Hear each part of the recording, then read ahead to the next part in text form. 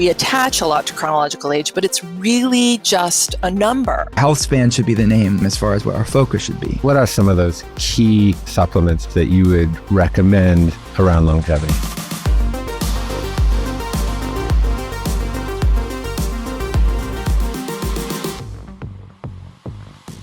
Welcome to Commune. My name is Jeff Krasno. Today we're exploring human longevity. Now, the idea of extending human lifespan is not a new one, but as medical science leaps forward, the notion of making it to 100 seems more realistic than ever. Now, there are approximately 100,000 centenarians in the United States today, but that number is expected to double by 2040 and quadruple by 2050. However, this elongation of life is balanced against a stark reality. Over the past decade, life expectancy has actually declined 2.8 years in the United States, from 78.9 to 76.1. And this trend began well before COVID put its wicked foot to the gas. So indeed, we are seeing a cohort of people living longer, while the average American lifespan is increasingly truncated.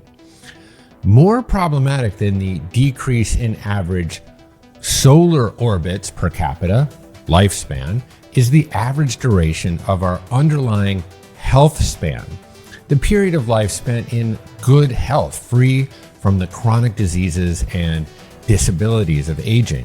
In the modern West, life expectancy has become concomitant with sick expectancy. 60% of Americans suffer from at least one chronic disease, the most prevalent of which are heart disease, cancer, stroke, diabetes, Alzheimer's and dementia, respiratory conditions, and fatty liver disease. 40% of Americans are managing multiple simultaneous chronic diseases. 80% of people 65 years of age have one or more chronic conditions, and if you're lucky enough to have made it to 80, on average, you have 5. The average American spends the final 16 years of their life limping through their existence, experiencing a reverse alchemy in which our golden years have been converted to the base metals of wheelchairs and bedpans. This epidemic of disease has myriad knock-on impacts, none of them good. Now, obviously, there is the pain, the decrepitude, the immobility, and cognitive decline that must be endured by the sick individual. Now, this suffering then radiates out to friends and family members who must provide care, sometimes over decades, to infirmed loved ones. Additionally, there is the staggering societal expense.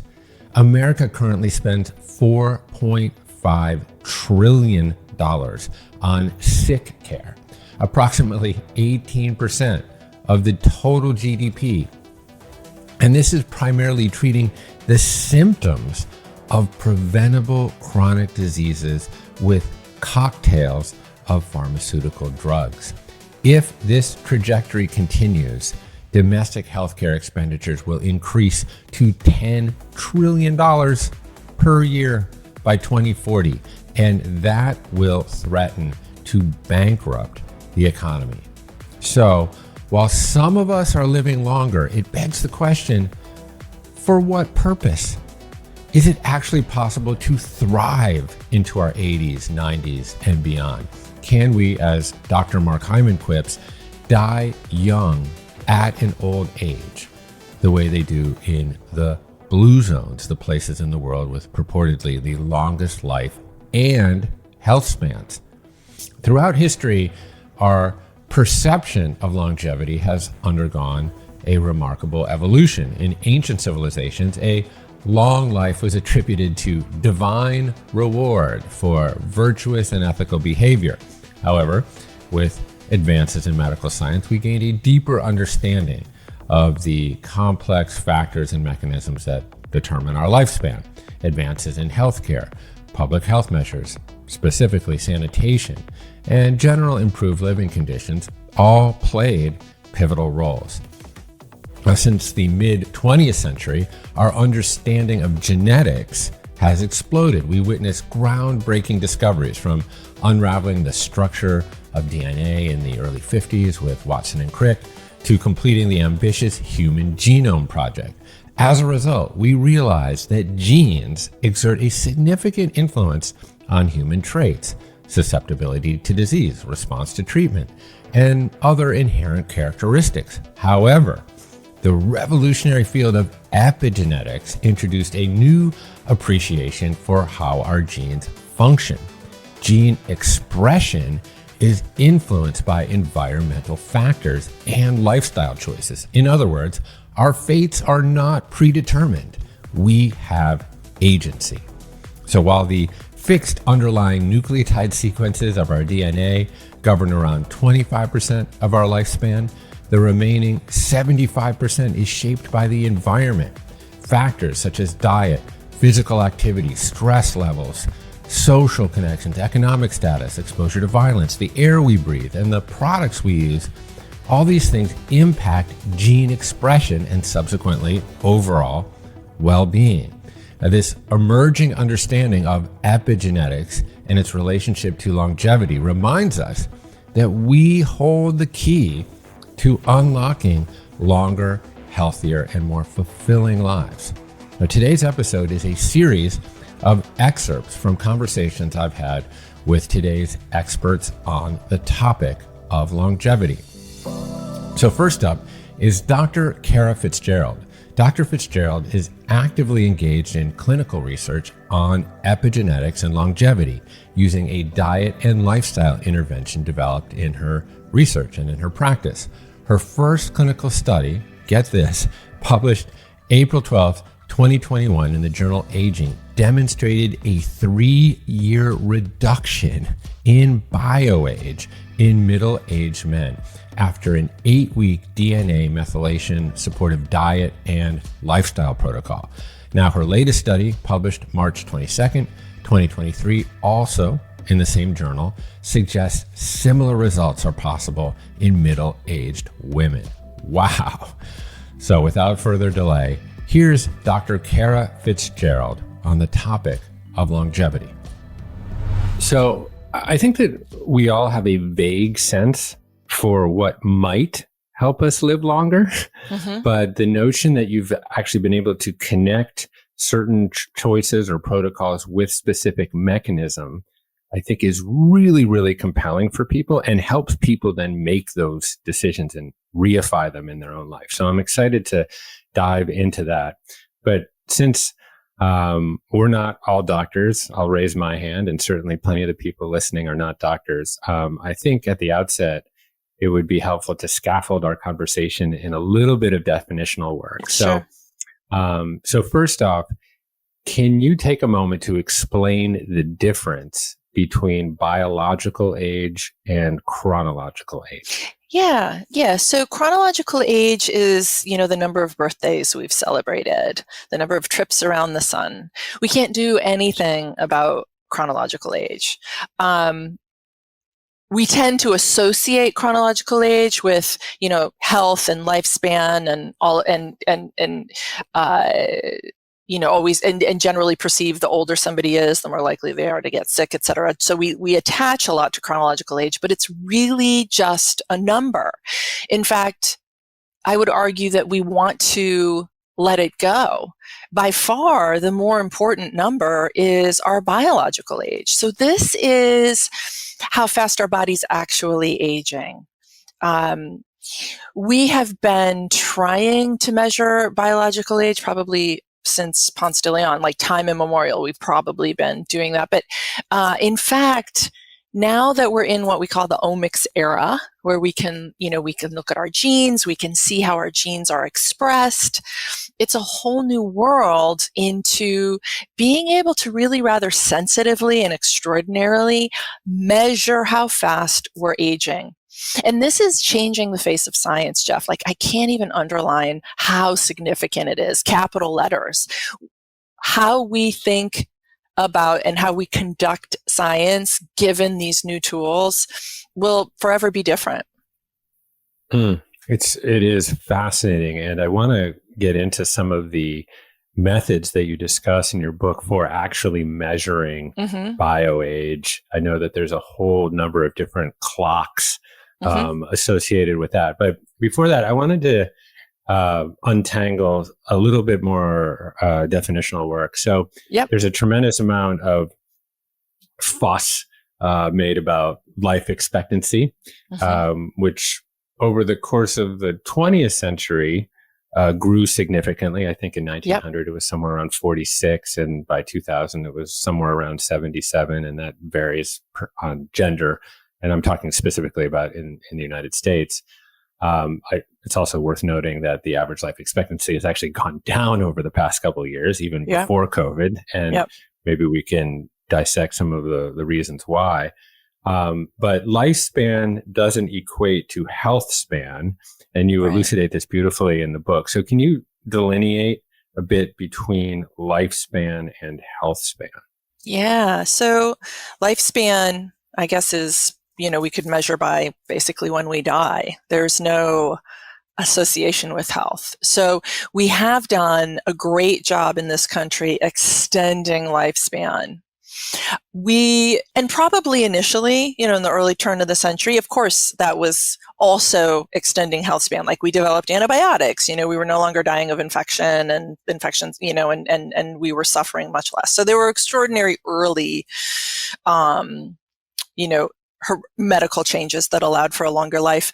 But today, lifespan may be living in a skilled nursing facility, propped up on pillows with dementia. So you're not present. You're alive technically, but your quality of life is just, remarkably compromised.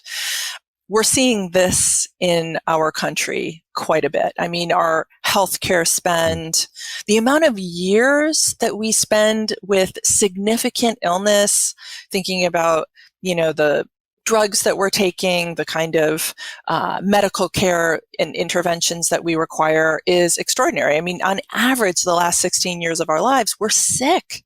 Most of us with multiple significant illnesses. I mean, if that's not the biggest, deepest sort of call to action, I mean, isn't it? It's just unfathomable, right? To think about your final 16 years, being ill. Yeah, so, you talk about that in the book of like, we hit 63, I think was the age that you give. And then the next 16 years is riddled with neurodegenerative disease or diabetes or cardiovascular disease, kind of the big killers. Cancer. And sometimes, and sometimes multiple at the same time. Correct. I think you included one of my heroes, Atul Gawande. He had a graph from his book, Being Mortal. Can you describe I know this is an audio platform, but maybe you could describe kind of what those graphs tell us about modern lifespan. Yeah. So back in the day, again, turn of the century, we lived largely a good life, but it was short, and then we died kind of, relatively quickly. What he describes is a descent into illness. So rather than sort of a straight line across, the line is dropping down, commensurate with ill health. And it withers eventually to death. So it's lifespan without health span. So early, you've got a short but solid health span, and then basically you die. And then in the modern world, we see a deterioration of our health over time, and a lot of suffering in those final years. And what he argues, and this comes from James Free's work out of Stanford in the 80s, is that we can live robustly till the end of our years here, whatever those are, and then die, peacefully and relatively quickly. And we should be able to do that with, straightforward lifestyle changes. So that would be a straight, strong, healthy line, and then, kind of a precipitous, but, hopefully painless and peaceful death. Yeah, I think this slowly descending line, like you say, is concomitant with a tremendous amount of suffering. Yes. But it's and also... not just... Yeah, go ahead. Yeah, but it's also and expense. Yes. Right? And it's not just suffering for the individual, of course, because the individual is probably relatively drugged at that point. It's suffering for the caregivers who are largely going to be family. They may be, yes, and the expense. So if your money is going to be going towards big pharma and big, and hospital and skilled nursing care, and, home care workers, et cetera, et cetera. Yeah, that's right. Yeah. And I think, you do such a good job in your book underscoring this idea, because a lot of people associate this kind of longevity movement with kind of the Silicon Valley biohacker, for example, and that it's very geared towards the individual. Mm-hmm. But I think, you do a fantastic job outlining the social or the societal dimensions of actually living a healthier life or having a longer health span. Because I think at this point we spend somewhere in the neighborhood of $4 trillion on quote unquote sick care. Yeah. And I think, the work that you're up to is really trying to undo that. Yes. And not only have impacts that extend to the individual, but by extension, the individual's families, as you say, and then our whole kind of medical complex. Yes. that we have. So yes. Yeah, it's something that's fascinating. So can I just color a piece in for this? So please. So yeah. Biological age, not chronological age, but how fast our bodies are basically breaking down, is the biggest risk factor for the chronic diseases of aging. And so, again, diabetes, cardiovascular disease, cancer, dementia, Alzheimer's, et cetera. Biological aging is the biggest risk factor. So when we're aging faster, we're increasing our risk for these illnesses. And I just, a quote from Morgan Levine puts biological age or aging as a profoundly bigger risk factor for lung cancer than smoking. So just to put it into context of how potent biological aging is. If we can change the biological age trajectory, so going back to James Free's work, if we can improve health span, to your point, we will, by extension, reduce the risk of all of those illnesses and reduce the spend. So reduce this incredible amount of money that's going towards, these heroic, it's not healthcare, it's just lifespan extension.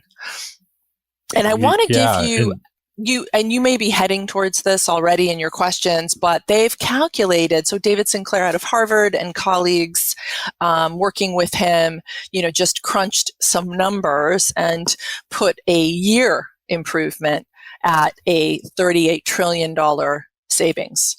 And maybe in an order of magnitude greater. So if we could improve biological age or lifespan by 10 years, that would be like 380 trillion. I mean, the savings of focusing on biological age is just astronomical, the potential. Yeah, it's jaw-dropping. I mean, I think we're talking right now, the scale, it's like 120 million people in the United States are diabetic or pre-diabetic.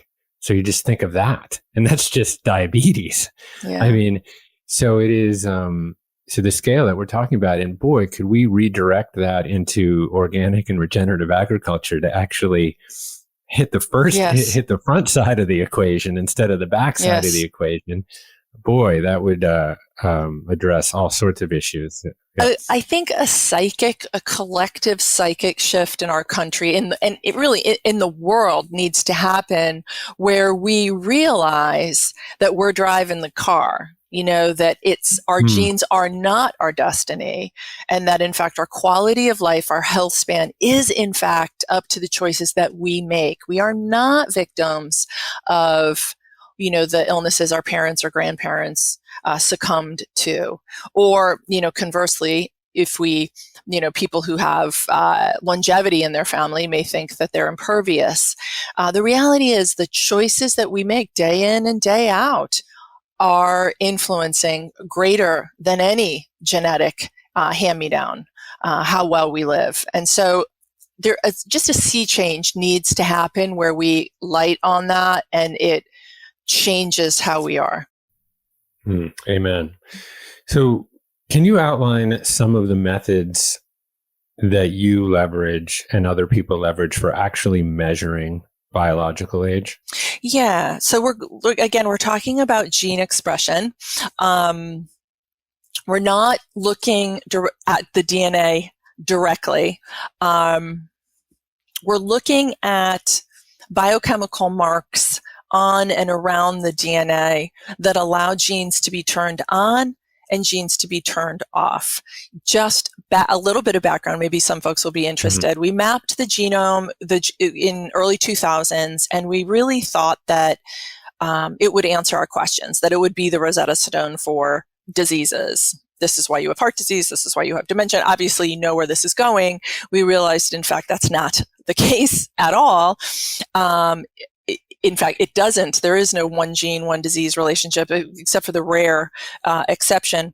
And that really focused attention on the field of epigenetics. So epi above, genetics, the gene, and that's all the intricate biochemical happenings that allow genes to be turned on and off. And one of the most studied, actually the most studied, and one of the most resilient is something called DNA methylation. DNA methylation is when a methyl group, so this is a carbon and 3 hydrogens, is placed on a promoter region of a gene. So that promoter region will allow it to be turned on or conversely turned off.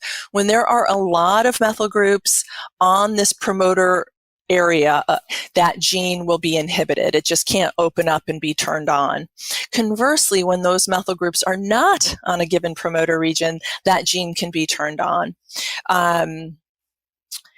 Starting with Steve Horvath, and there's a few people who came a little bit before him, but really Steve Horvath out of UCLA created the first biological age clock looking at patterns of methylation happening on the DNA. And his first 2013 clock, it's called the pan tissue clock because you can use different specimen like blood and saliva, et cetera, et cetera. But he created that and released it in 2013, and he was able to reliably predict age from in utero, where it would actually be a negative number, up to centenarians. And it was correlative. You don't want it completely correlative to chronological age, because then it would be only useful to tell age, right? Chronological age. Right. Yep. But it was correlative with chronological age to 0.96. So it was really rigorously associated with chronological age. And it turned out that this first clock, and there are subsequent generations of clocks, but this very first clock was more predictive of morbidity and mortality than chronological age again. So it was in 2013 with that first publication that we really sort of entered the era of, being able to assess biological age. Got it. And since the initial Horvath clock, I think there's been a few other iterations. Yeah, there's second generation and maybe even third generations. Yeah, that might be more predictive. I mean, it's a really interesting and an evolving field. So we will be telling age of different tissues. So, liver age, brain age, et cetera. Telomere, even DNA methylation of telomeres, which were the marker for biological age once upon a time, but they've since been supplanted by this science. We can look at morbidity, or even there's a clock called the Grimm age, which predicts mortality, better than chronological age by a lot. So yeah, we're really sort of busting into this new era and continuing to refine and evolve. So it's very exciting. It's really exciting. I know that you wear a continuous glucose monitor because I've heard you talk about it. I wear one too. It's been fascinating and very, the risk is that one can become neurotic or fundamentalist neurotic. You talk about that, and we can maybe later explore that whole idea of, I think you called it orthorexia, which is a whole interesting, kind of when you become a little too neurotic about your own health. But I'm sure that there are people working on developing what would be the equivalent of a continuous glucose monitor for DNA methylation age, and that's going to be incredible to be able to see on a snapshot, moment to moment or hour by hour basis, kind of, how your mechanism, how this pattern of energy here is interacting with its environment across, stress and food and toxins and all this. So I want to move back to DNA methylation because I want to make sure that this is very, very clear to everybody listening, because it's so foundational to what we're going to talk about and to your work. So I think we need to go even upstream from there and do some biology 101. So go back to DNA and what are the primary function of DNA. So do you want to take a swing at that? Sure. We can collaborate on it. Yeah. So in the nucleus, in the middle of our, the little nucleal compartment in the middle of our cell houses our DNA, which is, comprised of just 4 bases. And these guys form genes, and we've got about 23,000 or so. And just a minority of those will go on to make proteins. So genes code for the various proteins that grow us, that enable us to make cells and enzymes and, tissue and, and on and on, hair, nails, just all of us, all of who we are is coded into our DNA. Whether a particular gene is on or not is dependent on the cell type, the needs of the cell, and is regulated again by all of the biochemical marks that are happening at the epigenetic level. So certain genes will be on, certain genes will not be on. So I guess I could give you an example. So the DNA is consistent throughout our body, regardless of the cell type. In a liver cell, the region of DNA that will be turned on is associated with the needs of the liver cell. A retinal cell, likewise, you don't need the genes associated with liver function to be turned on in the retina. And so those are hypermethylated and shut down. Brain cell different. So our cells specialize, even though we have the same DNA, what we allow to be turned on and what's shut down consistently varies from cell type to cell type. And that's done via epigenetics. I guess I'm probably going to get a little bit confusing here, but so some epigenetic changes. So some DNA methylation isn't going to change cell division after cell division.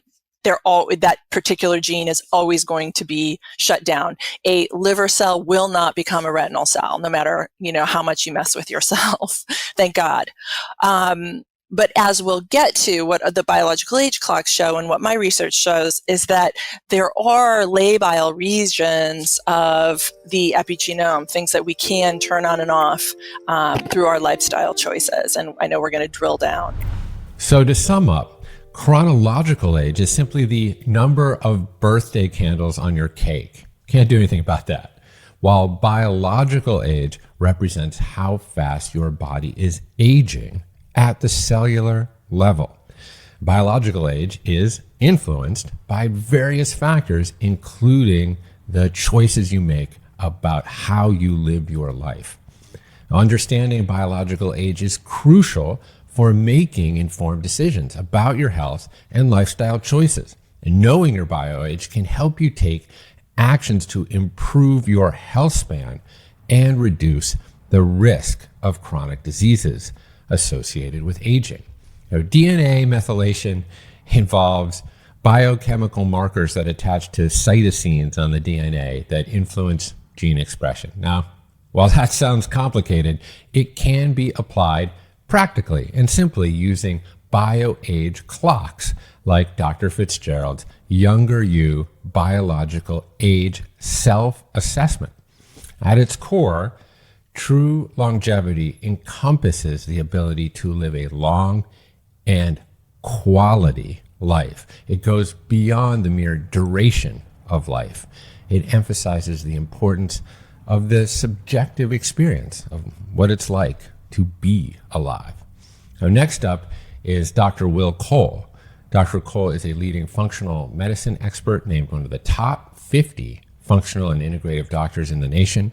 He specializes in clinically investigating underlying factors of chronic disease and customizing a functional medicine approach for recovery. So here you have Dr. Will Cole. So when people think of longevity, they think of lifespan. And there's plenty of people raising their hand quite confidently saying they're going to be 180 years old. Oh, yeah. Many of whom are my friends. But for me, I am not so concerned about lifespan. Mm-hmm. Yeah, I want to live a long, fruitful life if possible, but I'm way, way more concerned with health span. Yeah. Yeah. How do you feel about health span versus lifespan? Yeah. I think it's definitely important because when you look at people are living longer, right? And a lot of researchers, we are living longer as humans because of the amazing benefits of modern science, but health span is not looking so good, especially for us in the West. So yeah, people are living longer, but they're not living the best quality of lives.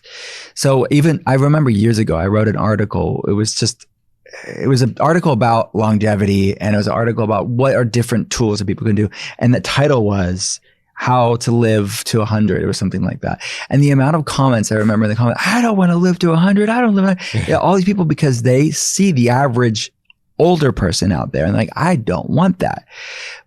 And that's the kind of the state of affairs right now. It's like, there's very few really healthy older people out there. There's exceptions to that.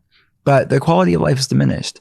So I agree with you. It is, health span should be the name of the game as far as what our focus should be.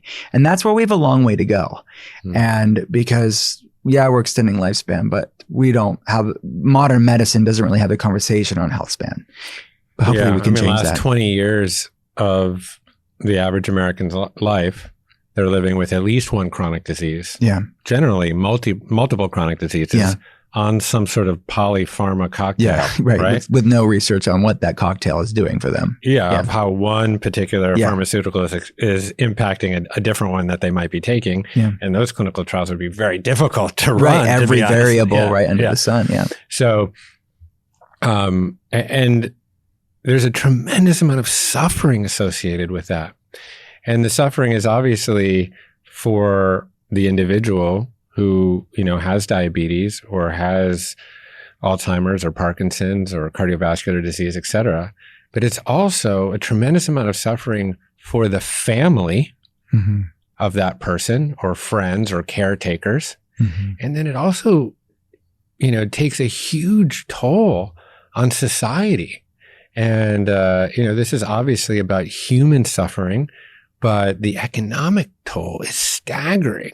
Yeah. We're talking about $4 trillion annual sick care expenditures. Yeah. And if you start to play that out 5-10 years, I mean, we're talking like $10-20 trillion. Yeah. And so in a way, it's not, I think, longevity and biohacking conference and stuff, a lot of it gets conflated with like this kind of like Silicon Valley male chest pumping, chest pounding hero that's going to be immortal. But for me, I think this world has a lot more utility around actually health span, lengthening health span, So when you're 85 or 90, maybe, you were sick for the last couple of weeks, but you're pretty much just kicking off, you know? Yeah, exactly. And that's a life that I'd much prefer to live. Yeah, you're absolutely right. I mean, if people just did a fraction of what we've talked about in this episode, or what people are learning about this biohacking conference, the amount I think about that, the societal economic impact of that, it is bankrupting the West. Every Western country you can think of that's dealing with this burden of disease. And I mean, I think the statistic is that the United States spends on healthcare more than the next 10 top spending countries combined. Right. Yet we have the most disease and the shortest health span and lifespan of all industrialized nations. So it'd be one thing if we were spending all these trillions of dollars, I think, and then saving lives. But I don't think you can look at the statistics and say we're really doing well as far as chronic disease care. So while advances in modern science have enabled us to live longer, the quality of our lives, especially in the Western world, hasn't experienced that increase in tandem. The prevalence of chronic diseases and the associated suffering for individuals, families, and society at large highlight the urgent need to shift our attention to healthspan. By extending the years of good health and well-being, we can significantly improve the overall human experience and alleviate the immense economic burden placed on the healthcare system, and also the human burden placed on families and communities. It's really time to prioritize healthspan as the true measure of longevity and work towards a future where individuals can enjoy vibrant and vital lives well into their golden years. So this last segment is from Serena Poon. Serena is a certified nutritionist, celebrity chef, Reiki master, and a wellness and longevity expert who shares some final practical tips for your own health span journey. So without further delay, here's Serena Poon. One of my questions around kind of the longevity movement is, it definitely is very exciting for a lot of people, but how do we democratize that? How do we make it as accessible as possible to this kind of majority of people that are really limping through the last 16, 17 years of their life?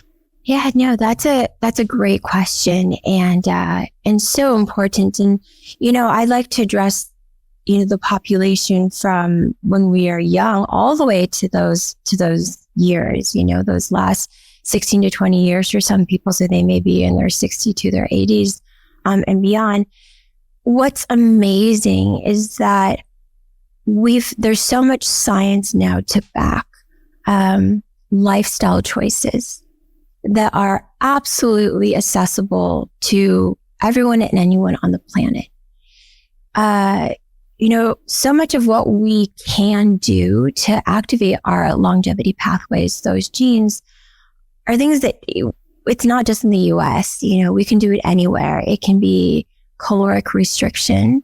There's so much talk about intermittent fasting. That's actually going to save you money to exercise those lifestyle choices. And when it comes to things that we talk about a lot, whether it's heat therapy or cold therapy, I mean, if you're near a body of water, it's free to jump in, if you are able to have a hot or cold shower, it's really simple to turn the dial one way or the other and stand there for a few minutes to activate, those pathways in our body. And that doesn't really cost a lot. So I really think that the best way to really democratize, as you say, is education. Mm-hmm. It's letting people know that it's not as hard as you think it is, and it's totally accessible to you. There's also how we breathe. At that, and I'm so happy to see this becoming more mainstream, is the power of our breath. We breathe and we don't really think about it because we do it to exist. And we don't realize that controlling how we breathe whether we breathe through our nose or through our mouth, how we hold the breath. All of that is actually activating things in our body in a way that can really benefit us if we know how.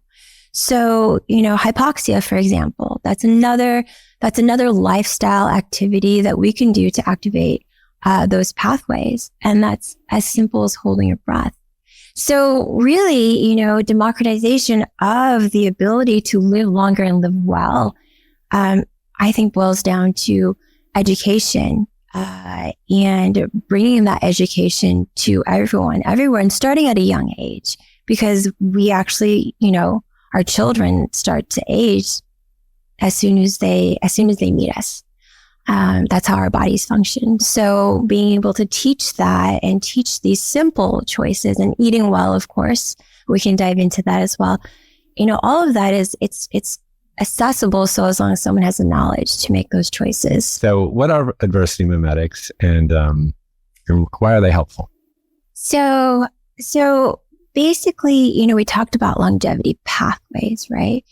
And adversity mimetics are ways that we almost sort of trick our bodies to thinking that we are in a survival situation. There is an enemy, it's an adversity type of stress as opposed to chronic stress, which I really want to continue to really differentiate. And that activates these pathways, these genes in our body. It activates, hormesis, which helps our body create these longevity genes. So a mimetic would be some of the things we've already talked about.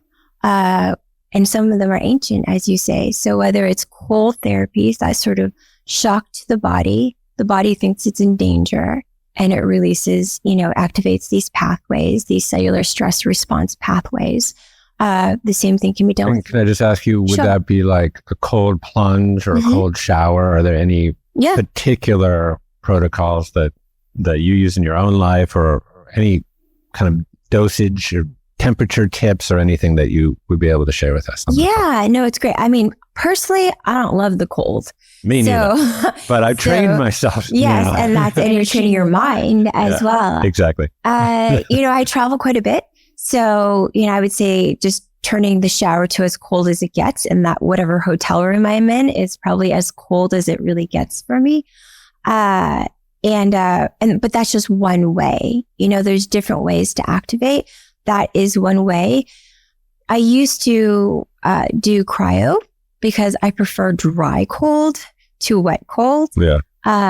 Again, I'm not exercising my mental adversity mimetic opportunities if I'm choosing cold. I'm dry over wet, but that's something, and you can do it for, say 2-3 minutes. Some people sit much longer, of course. I wouldn't say longer is necessarily better. Being able to sit in it for 5 minutes is great. Being able to sit in it for 2 minutes, it's great. Everybody's body is different. So it's really about how your body responds to those type of stresses.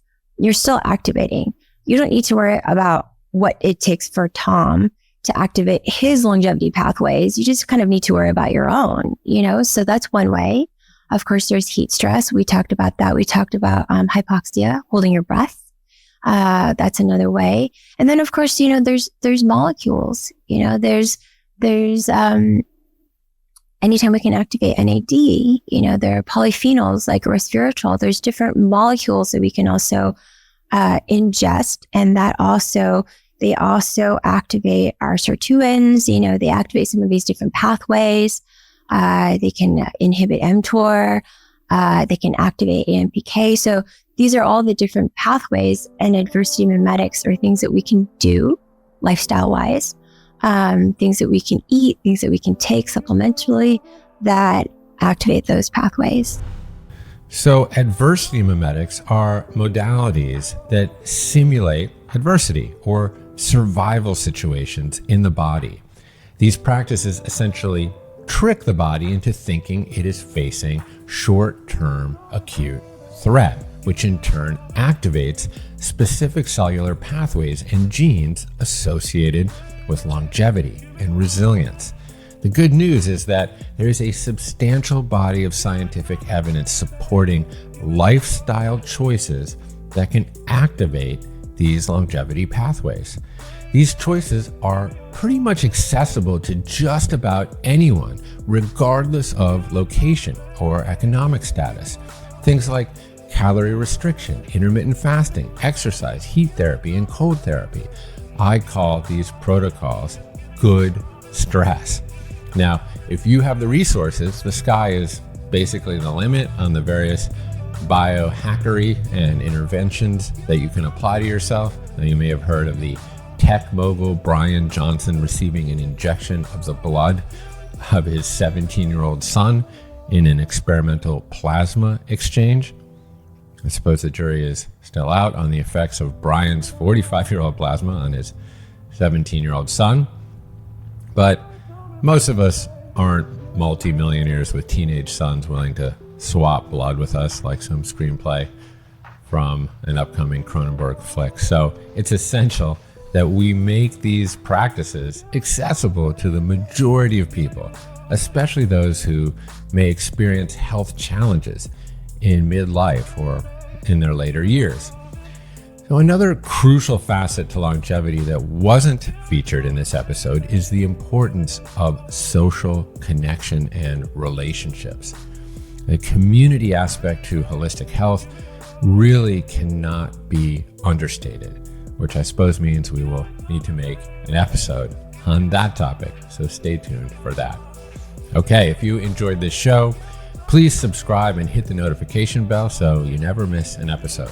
Leave a comment to let us know your thoughts, and don't forget to share our content with others who might benefit from this valuable information.